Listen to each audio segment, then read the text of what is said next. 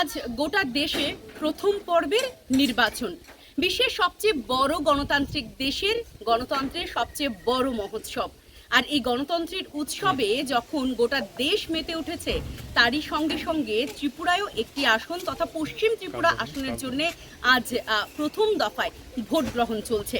এই মুহূর্তে আমরা যেখানে দাঁড়িয়ে আছি সেখানের ভোট গ্রহণ পর্বটা একটু অন্যরকম হয়।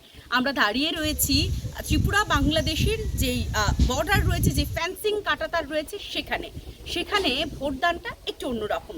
যারা ফেন্সিংয়ের ওপারে থাকে অথচ তারা ভারতীয় নাগরিক, তারা ওপার থেকে কাঁটাতারের এপার থেকে আসেন, এসে তাদের নিজেদের ভোট দান করেন। এবং তাদের সঙ্গে আমরা যখন কথা বলেছি, তাদের একটাই বার্তা, আমরা যদি কাঁটাতারের ওপার থেকে এসেও ভোট দিতে পারি, আপনারাও প্রত্যেকে ভোট দিন, কারণ ভোট প্রত্যেকের অধিকার এবং সেই অধিকার থেকে নিজেকে বঞ্চিত করবেন না।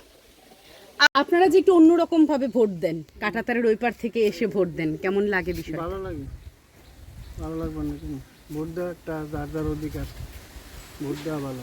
আজকে কাজ ছিল? কাজ আমি দেশে থাকি না, আমি দেশের বাইরে থাকি। আচ্ছা, 8 বছর পরে ভোট দিব, আনন্দ আর কি। কোথায় থাকেন আপনি? আমি সৌদি আরবে থাকি।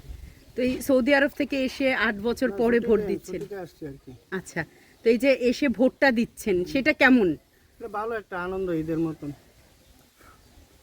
আপনার নাম? ভোট তো দেয়, সারা 5 বছর পর পর তো ভোট দেয়। ভোটের তো কোনো সম্পর্ক নাই, যেটা আমাদের সরকারের, আমরা এই রাজ্য থাকবো, এটা আমরা দাবি কর্তব্য পালন করতে হবে, একটা ভোট দিতে হবে।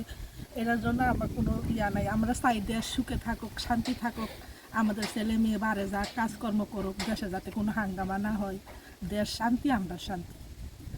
আর এইটা না, আর আমরা যে একটু সমস্যা করে রয়েছি ম্যাডাম, এই সমস্যাটাতে যদি আমরা একটু বাহার করে লই তো আমরা আরও সুখী থাকতাম। আখাউড়া বর্ডার থেকে তথা আগরতলা বাংলাদেশ বর্ডার থেকে সুতপা গুহ, ডান কাজ।